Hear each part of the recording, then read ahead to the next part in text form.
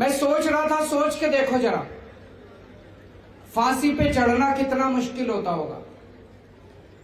एक छोटी सी चींटी अगर हमारे को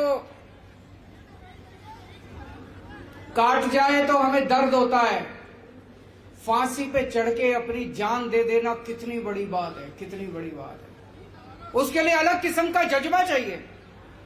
और जब वो लोग फांसी पे चढ़ रहे थे, उनके दिल में क्या विचार होंगे आप सोच के देखिए।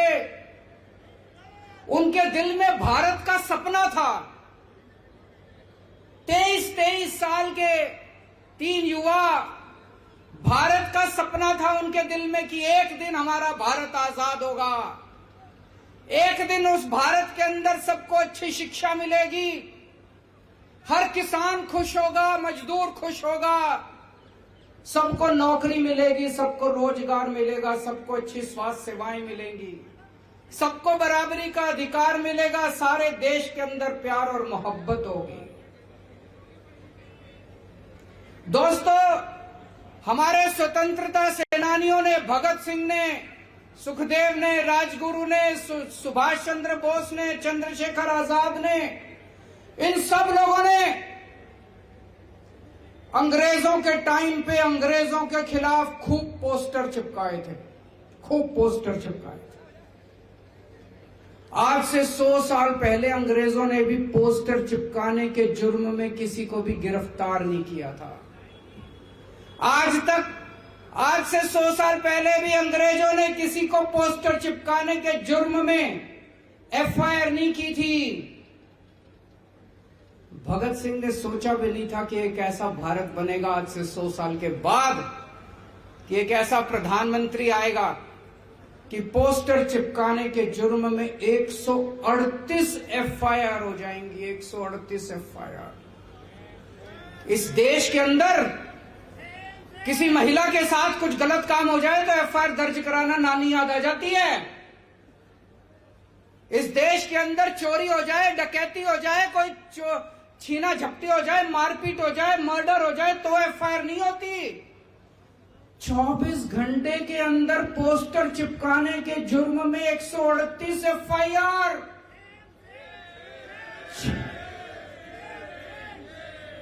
6 लोगों को गिरफ्तार कर लिया कहते हैं। एक कोई प्रिंटर है और 6 लोग हैं जो बेचारे गरीब आदमी दीवारों पे पोस्टर चिपका रहे थे उनको। यार ये चल क्या रहा है? प्रधानमंत्री जी की तबीयत ठीक है? मैं पूछना चाहता हूं, प्रधानमंत्री जी की तबीयत ठीक है?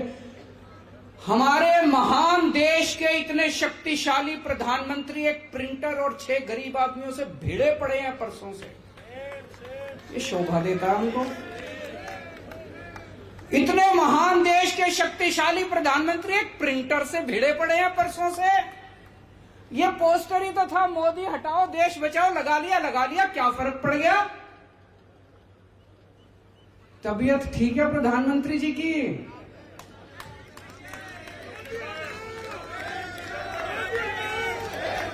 इतना डर किस बात का डर है प्रधानमंत्री को? इतनी इनसिक्योरिटी, इतने इनसिक्योर हैं, लोगों को पकड़ के जेल में डाल रहे हैं। एक मेरे को बीजेपी वाला मिला, कहता है सर प्रधानमंत्री मोदी जी 18 घंटे काम करते हैं। मैंने कहा यार कैसे मैनेज करते हैं, सोते कब हैं? कहता जी 3 घंटे सोते हैं। मैंने कहा काम कैसे चलता है? 3 घंटे में तो किसी इंसान का काम नहीं चलता। 3 घंटे की नींद से तो 6 घंटे की नींद जो चाहिए होती है। मैंने कहा 3 घंटे की नींद से तो काम नहीं चलता। बोला जी उनको दैवी शक्ति मिली हुई है। मैंने कहा पगले ये दैवी शक्ति नहीं कहते, इसको नींद की बीमारी कहते हैं। प्रधानमंत्री जी को बोलो ठीक से सोया करें, नींद नहीं आती तो नींद की गोली ले लिया करें, किसी अच्छे डॉक्टर को दिखा लें। अगर प्रधानमंत्री जी ठीक से सोएंगे नहीं तो सारा दिन चिड़चिड़े रहते हैं। कभी उनको हंसते देखा है? सारा दिन चिड़चिड़े रहते हैं, गुस्सा आया रहता है, इसको जेल में डालो, इसको जेल में डालो, उसको जो सवेरे से शाम तक बस जेल में डालो, जेल में डालो, जेल में डालो। तो मैं भगवान से प्रार्थना करता हूं कि प्रधानमंत्री जी स्वस्थ रहें। हमारे देश के प्रधानमंत्री स्वस्थ होंगे तभी देश तरक्की करेगा। आज इन्होंने, बीजेपी वालों ने मेरे खिलाफ भी बहुत पोस्टर लगा दिए पूरी दिल्ली में। मीडिया वाले आए, पता चला कोई पुलिस उनको, मेरी सारे पुलिस वालों से विनती है, हाथ जोड़ के किसी को गिरफ्तार मत करना। जनता का हक है पोस्टर लगाना। केजरीवाल अच्छे काम करेगा तो जनता जय जयकार करेगी, केजरीवाल बुरे काम करेगा तो जनता पोस्टर भी लगाएगी मेरे खिलाफ। लगाए मेरे खिलाफ पोस्टर, मेरे को कोई आपत्ति नहीं है, कोई एफआईआर नहीं होगी, किसी को गिरफ्तार नहीं किया जाएगा। और मैं प्रधानमंत्री जी से निवेदन करता हूं, उन बेचारों को छोड़ दो यार, वो 6 गिरफ्तार कर रखे हैं, उनको छोड़ दो। थोड़ा सा मोदी जी थोड़ा बड़ा दिल दिखाओ, उन 6 को छोड़ दो, गिरफ्तार कर रखे हैं उन लोगों को। हैं जी, अभी आएंगे उस पे। आज देश की सबसे बड़ी समस्या भ्रष्टाचार है। इतना भ्रष्टाचार हो गया, इतना भ्रष्टाचार हो गया। आज से 3-4 साल पहले लाल किले से खड़े होकर प्रधानमंत्री जी ने कहा था कि मैं भ्रष्टाचार के खिलाफ लड़ाई लड़ूंगा। जनता को बड़ा अच्छा लगा, जनता ने सुना, टीवी में देखा, प्रधानमंत्री जी कह रहे हैं मैं भ्रष्टाचार के खिलाफ लड़ाई लड़ूंगा। जनता को बड़ा अच्छा लगा। अगले ही दिन सोमवार को एक कांग्रेस का बड़ा नेता, उसके घर ईडी के छापे पड़े, उसके घर सीबीआई के छापे पड़े, खूब कैश मिला, खूब संपत्ति मिली, हिसाब बेहिसाब कैश मिला। मंगलवार को वो नेता जाके प्रधानमंत्री जी के चरणों में गिर गया, बोला प्रधानमंत्री जी मेरे को भाजपा ज्वाइन करनी है। बुधवार को उसने भाजपा ज्वाइन कर ली, बृहस्पतिवार को उसके सारे केस बंद कर दिए। तृणमूल कांग्रेस का एक बड़ा नेता, उसके घर ईडी के और सीबीआई के छापे पड़े, खूब कैश मिला, उसने बीजेपी ज्वाइन कर ली, उसके सारे केस बंद कर दिए। तो लोगों को लगने लगा यार ये प्रधानमंत्री तो झूठ बोल रहा है। कह रहे थे मैं भ्रष्टाचार के खिलाफ लड़ूंगा, ये कोई भ्रष्टाचार के खिलाफ लड़ रहे हैं। तो पूरे देश में एक राज्य के अंदर 8 एमएलए इन्होंने ईडी सीबीआई भेज के छापे मारे, उनको सारों को अपनी पार्टी में शामिल करा लिया। एक और राज्य के अंदर 20 एमएलए उन्होंने अपनी पार्टी में शामिल करा लिए। तो प्रधानमंत्री जी का मैसेज साफ है। मोदी जी कह रहे हैं मेरे को भ्रष्टाचार से परहेज नहीं है, करो भ्रष्टाचार, खूब भ्रष्टाचार करो, लेकिन मेरी पार्टी में आके करो, बाहर रह के नहीं करने दूंगा। दूसरी पार्टी में भ्रष्टाचार नहीं चलेगा, जो भ्रष्टाचार करना है मेरी पार्टी में आके भ्रष्टाचार करो। बीजेपी में जितना भ्रष्टाचार करो खुली छूट है, कोई ईडी नहीं, कोई सीबीआई नहीं, खुलेआम भ्रष्टाचार करो। ये भ्रष्टाचार से लड़ाई करेंगे। इनके एक नेता हैं कर्नाटक में, उनके घर पे रेड हो गई, पता नहीं कैसे हो गई, मेरे को तो यही नहीं समझ आ रहा वो पहुंच कैसे गए। उसके घर रेड में उसे उम्मीद ही नहीं थी रेड होगी। 8 करोड़ रुपए कैश मिला, 8 करोड़ रुपए, 8 करोड़ कैश मिला। अगले दिन बेल हो गई, कोई गिरफ्तारी नहीं, कुछ नहीं। मनीष सिसोदिया के घर एक नया पैसा नहीं मिला। मनीष सिसोदिया के घर 3-3 बार रेड करी, एक नया पैसा नहीं मिला, बैंक लॉकर से पैसा नहीं मिला, उनके गांव में कुछ नहीं मिला। आज तक मनीष सिसोदिया की बेल नहीं हो रही। सतिंदर जैन के घर रेड करी, एक नया पैसा नहीं मिला, 3-3 बार रेड हुई, एक नया पैसा नहीं मिला, आज तक उसको बेल नहीं मिली। कह रहे हैं दिल्ली में शराब घोटाला हो गया, शराब घोटाला हो गया। अरे गुजरात के अंदर पता नहीं कितने लोग मर गए नकली शराब से, पता नहीं कितने 100 में, जब मैं और भगवंत मान गए थे उसी टाइम शायद 150 लोग, 150 लोग मरे थे शराब से, नकली शराब से। पता नहीं, कह रहे हैं वह शराब बंदी है, खुलेआम शराब बिक रही है, खुलेआम शराब बिक रही है। पूरी दुनिया में सबसे बड़ा शराब घोटाला अगर कहीं है तो गुजरात के अंदर है। कहते हैं 10 से 15 हजार करोड़ रुपए सालाना का शराब घोटाला है, उसके ऊपर कुछ नहीं होता है जी। 10 से 15 हजार करोड़ 10 से 15 हजार करोड़ रुपए का शराब घोटाला है गुजरात के अंदर, वहां पे कुछ नहीं होता। तो वो उनके अपने जब शराब घोटाला करते हैं, उनके अपने जब चोरी करते हैं, भ्रष्टाचार करते हैं, उनके खिलाफ कुछ नहीं होता। अडानी के ऊपर इतने बड़े बड़े आरोप लगे भ्रष्टाचार के, इसके उसके, सरकार ने उसकी हिम्मत नहीं सरकार की है कि इंक्वायरी तक नहीं करी। सुप्रीम कोर्ट ने कमेटी बिठाई है। सुप्रीम कोर्ट ने अगर कमेटी बिठाई है तो गड़बड़ तो है। सुप्रीम कोर्ट यूं ही तो कमेटी बिठा नहीं देता। सुप्रीम कोर्ट ने जांच कमेटी बिठाई है। प्रधानमंत्री ने सीबीआई और ईडी नहीं भेजी अडानी के घर में।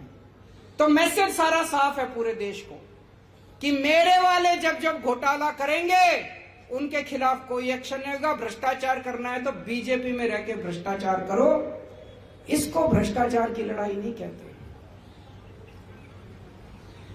अभी मैं कर्नाटक में गया। कर्नाटक में वहां पे बीजेपी की सरकार है, उसको 40% कमीशन की सरकार कहते हैं। क्यों? हर ठेके में बताते हैं 40% लिए जाते हैं। पहली बार भारत के इतिहास में हुआ होगा कि वहां के सारे ठेकेदार इकट्ठे हो गए। ठेकेदारों की एसोसिएशन ने प्रधानमंत्री को चिट्ठी लिखी कि अब हमसे काम नहीं होता जी, 40% कमीशन देने के बाद कुछ नहीं बचता, आप कुछ करो। प्रधानमंत्री ने अपने मंत्रियों और अफसरों के खिलाफ नहीं करा।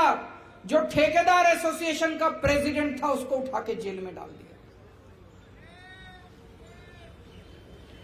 एक व्हाट्सएप आया था, कहते हैं जी सारे देश में चुन चुन के मोदी जी ने भ्रष्टाचारियों को बीजेपी में इकट्ठा कर लिया और प्रधानमंत्री जी अब चोरों के सरदार हैं। अच्छा नहीं लगता जब कोई प्रधानमंत्री के बारे में ऐसा कहता है।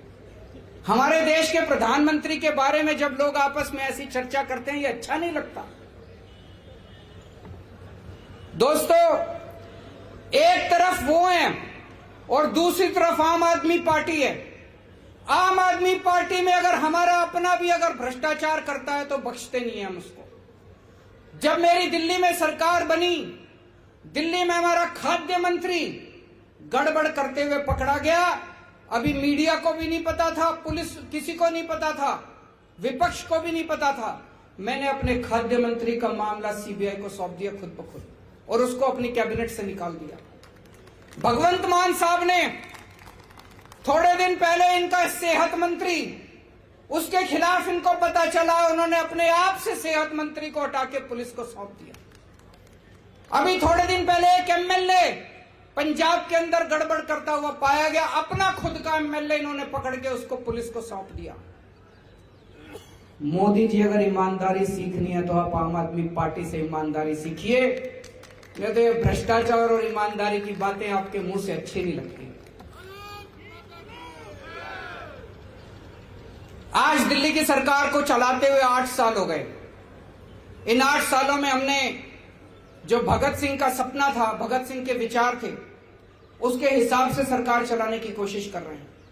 हर गरीब के लिए अच्छी शिक्षा का इंतजाम कर रहे हैं, हर परिवार के लिए अच्छे इलाज का इंतजाम कर रहे हैं।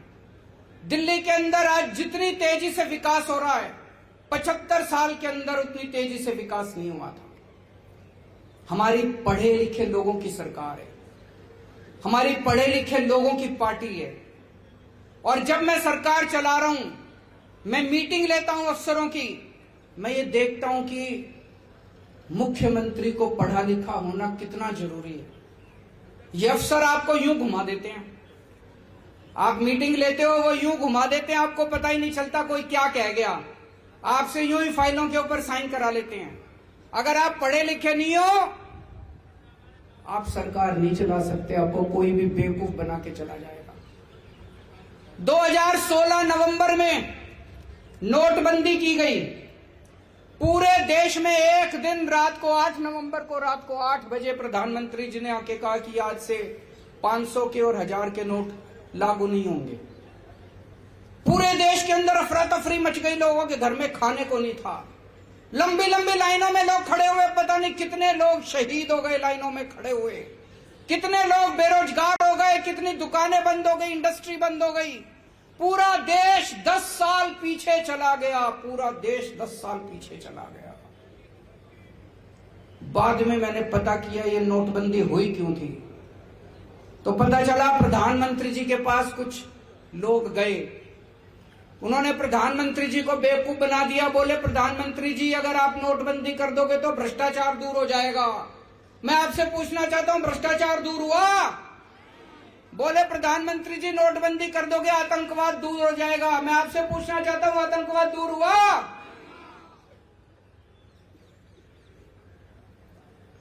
मैं एक वीडियो देख रहा था, प्रधानमंत्री जी से एक पत्रकार ने पूछा आप कितने पढ़े लिखे हैं?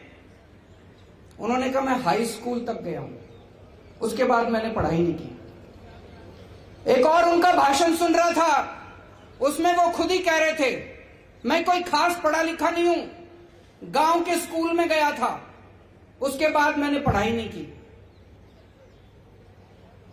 मैं समझ गया अगर देश में आज पढ़े लिखे प्रधानमंत्री होते, भाई साहब कभी भी नोटबंदी नहीं होती, क्योंकि वो समझ जाते कि नोटबंदी से कितना नुकसान हो सकता है।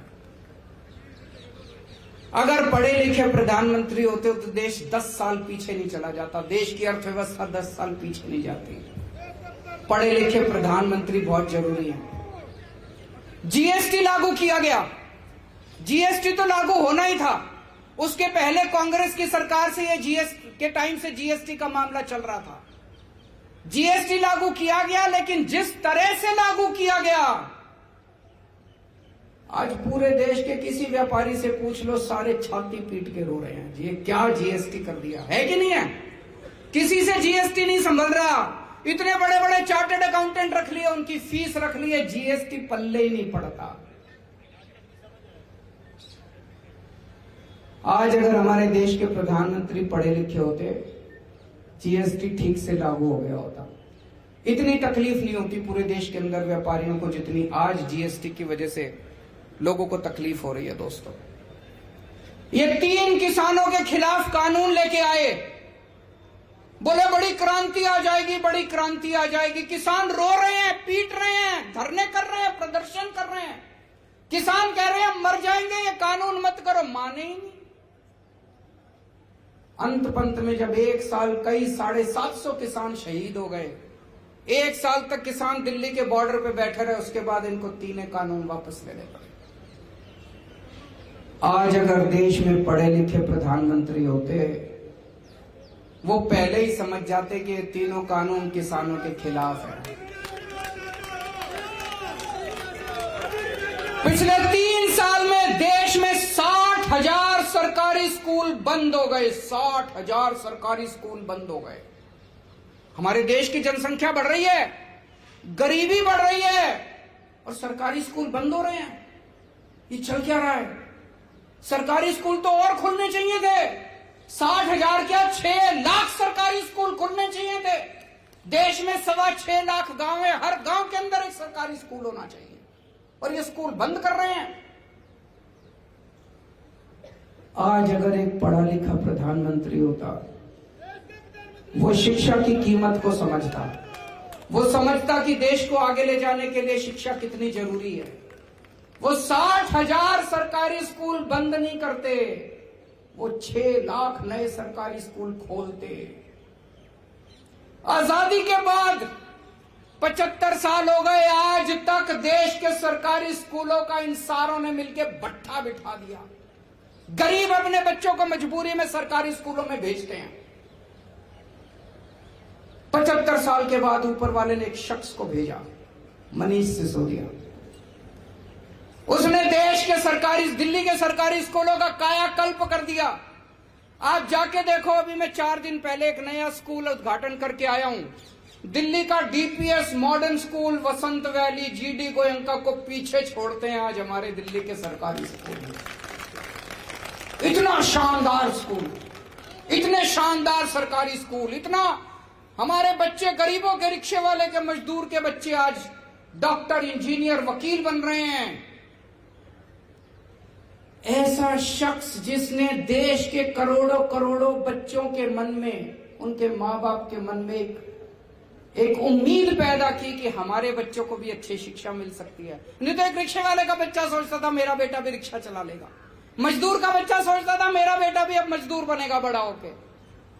अब ये सपना देख रहे हैं हमारे बच्चे डॉक्टर बनेंगे, इंजीनियर बनेंगे, अमीर बनेंगे। ऐसे शख्स को प्रधानमंत्री जी ने जेल में डाल दिया। कोई अगर पढ़े लिखे प्रधानमंत्री होते तो मेरे को फोन करते, कहते अरविंद जी पार्टीबाजी छोड़ो, आप ये मनीष सिसोदिया को मेरे को दे दो, मैं इसको देश का शिक्षा मंत्री बनाऊंगा। बोलते कि नहीं बोलते? उन्होंने इनको पकड़ के जेल में डाल दिया। बताओ, मेरे को बड़ी तकलीफ हुई। अब मनीष सिसोदिया के लिए नहीं, मनीष सिसोदिया तो भगत सिंह है, जान ले लो उसकी फांसी पे चढ़ा दो, खुशी खुशी देश के लिए फांसी पे चढ़ जाएगा। मुझे देश के लिए चिंता हुई कि इतने अच्छे शख्स को इन्होंने उठा के जेल के अंदर डाल दिया।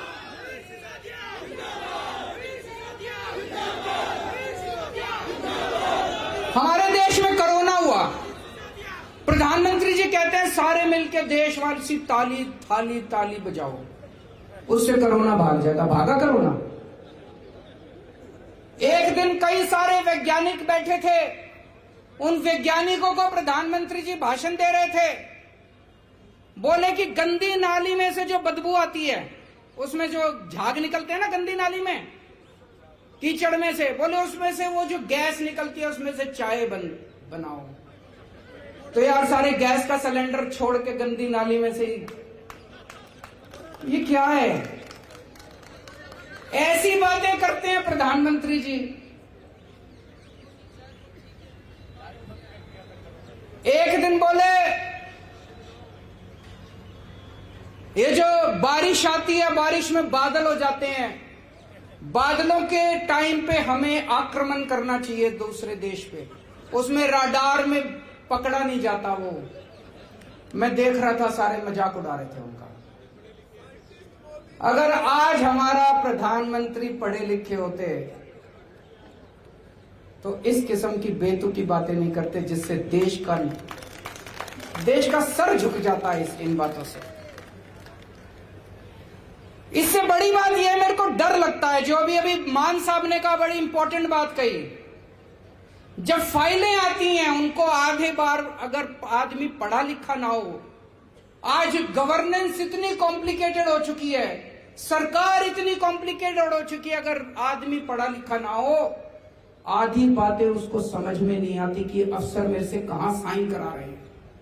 मेरे को डर इस बात का लगता है, चिंता मुझे मेरे देश के बारे में होती है कि मेरे देश के प्रधानमंत्री अगर पढ़े हुए नहीं हैं तो रोज पता नहीं कितने निर्णय ले रहे हैं, कितने डिसीजन ले रहे हैं। वो डिसीजन सही है कि नहीं है? वो निर्णय सही है कि नहीं है? वो कौन करवा रहा है उनसे? कोई भी आके उनसे कुछ भी लिखवा के ले जाता है, कोई नोटबंदी करवा देता है, कोई थाली ताली बजवा देता है, कोई किसानों के कानून बनवा देता है, कोई कुछ करवा देता है, कोई कुछ करवा देता है। हमारे देश जा आ रहा है, हमारा देश। डर लगता है मुझको। इसलिए आज मैं सारे देशवासियों के सामने एक प्रश्न छोड़ के जाना चाहता हूं। क्या 21वीं सदी के भारत का निर्माण करने के लिए एक पढ़े लिखे प्रधानमंत्री की जरूरत है? क्या एक कम पढ़े लिखे प्रधानमंत्री 21वीं सदी के भारत का निर्माण कर सकते हैं? ये हम सब लोगों को मिलकर सोचने की जरूरत है। अंत में आप सब लोगों से निवेदन है, पिछले कुछ दिनों के अंदर पंजाब में शांति बहाली करने के लिए, कानून व्यवस्था को स्थापित करने के लिए हमारे प्यारे मान साहब ने जो काम किया है, जितनी मैच्योरिटी के साथ और जितनी शांति के साथ, एक खून की बूंद नहीं बही, एक गोली नहीं चली, बिल्कुल अच्छी तरह की प्लानिंग के साथ उन्होंने जिस तरह से काम किया है, आज पंजाब का बच्चा बच्चा, देश का बच्चा बच्चा कह रहा है कि आम आदमी पार्टी भी शानदार कानून व्यवस्था लागू कर सकती है। एक बार सारे जने खड़े होकर मान साहब के लिए ताली बजा दीजिए। भारत माता की।